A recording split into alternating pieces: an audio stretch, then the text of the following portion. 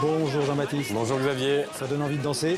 C'était Chuck Berry, pas tout de suite, qui est mort donc chez lui hier soir. On en rit, mais il est mort, c'est sérieux, il est mort dans le Missouri, il avait 90 ans. Oui, si vous cherchez un autre nom à donner au rock'n'roll, appelez-le Chuck Berry. Cette phrase prononcée par John Lennon en 1972, on l'entend beaucoup ces dernières heures. Il faut dire qu'elle résume bien cette incarnation de Chuck Berry. Oui, c'est l'un des pères du rock'n'roll, mais en plus, avec sa guitare star, avec son jeu de jambes légendaire, avec ses tubes. On vient d'entendre Roll Over Beethoven, qui imagine le compositeur se retourner dans sa tombe en entendant ce nouveau style de musique, avec bien sûr Johnny B. Goode qu'on entend là. C'est avec ces tubes-là, il a vraiment personnifié ce nouveau genre qui a révolutionné la musique. Alors en première partie de l'émission, vous avez déjà évoqué Chuck Berry. Deux infos en plus quand même. On est en 1977 et la sonde voyageur qui va partir dans l'espace a plein de musique à l'intérieur, au cas où elle croise des petits hommes verts mélomanes. Il y a beaucoup de musique classique, beaucoup de musique du monde et un titre rock'n'roll, c'est Johnny B. Goode de Chuck Berry. Et puis une autre info, un autre clin d'œil, on est sur TV50, Chuck Berry a chanté en français ici et vous connaissez cette chanson, la preuve.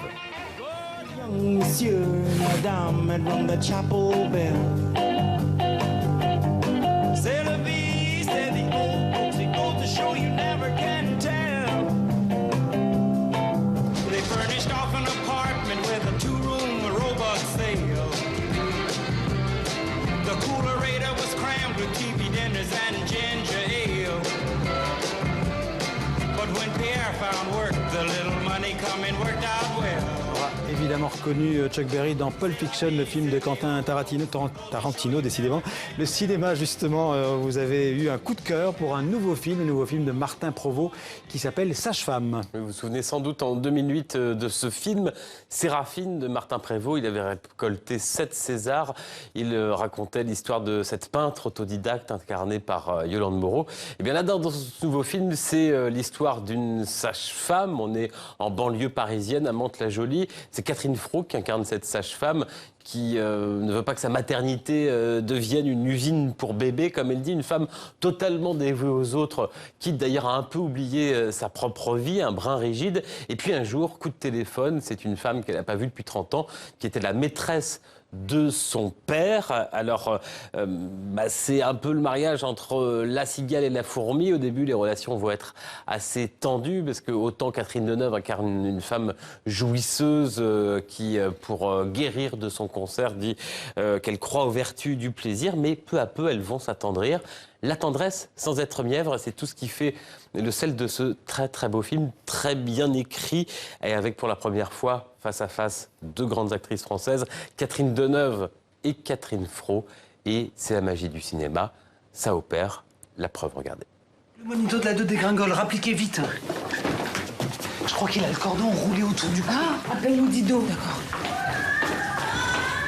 Cette idée de raconter une histoire de sage-femme, c'est venu de ma vie, tout simplement, parce que j'ai été sauvé par une sage-femme à ma naissance, et que si elle n'avait pas été là, je ne serais pas là non plus.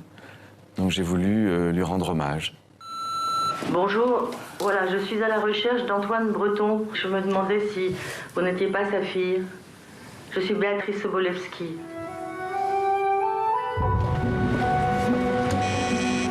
C'est toi ? Je voulais parler des choses du passé qui nous empêchent d'avancer. Et donc, en partant de cette vie, de la vie d'une sage-femme, qui est en prise directe avec le réel, avec le don de soi, montrer comment une femme comme ça pouvait, à un moment dans sa vie, se rendre compte qu'elle n'avait pas pensé à elle et que, voilà, elle était peut-être passée à côté de la relation à l'autre et de l'amour. Et pour éclairer cela, j'ai imaginé un autre personnage, une autre femme qui, elle, avait tout vécu, tout essayé, et qui, d'une certaine façon, se retrouvait aussi dans une impasse. Tu as quel âge maintenant? 49 ans. Oh là là. Et à l'époque? 13, 14. Oh, t'as toujours fait un petit peu plus que ton âge, remarque. Hein. Quand j'ai découvert la vérité sur cette histoire qui m'était arrivée à ma naissance, je me suis dit, je vais faire un film. Je me suis allongé sur mon lit, et j'ai fermé les yeux, et j'ai vu Catherine Fro. J'ai vu le titre Sage-Femme. Ça, je travaille souvent comme ça. Je rêve beaucoup des choses. Tiens, garde-toi là, ici. C'est juste en face. J'ai une livraison. J'ai pas envie d'avoir un PV. Oh, PV, tu parles d'une tuile, mais enfin, tu parles qu'on s'en fout. Garde-toi là, je te dis. Bon. Et j'ai eu tout de suite l'idée d'une autre femme, comme si l'une était une partie de l'autre. Et j'ai vu Catherine Deneuve. Alors je ne l'ai pas vue dans mes rêves, mais elle est dans tous nos rêves. Donc Catherine Deneuve, c'est mon enfance, c'est ma jeunesse, c'est un désir de travailler avec elle. C'était le moment. Regarde. Les petits pois crus, j'adore ça. Oh, j'en piquais toujours chez ma grand-mère quand j'étais petite. C'est toi qui as planté tout ça? Bah, qui veux-tu que ce soit? C'est le paradis. Tu vis au paradis, Claire. Tu veux des courgettes pour ce soir?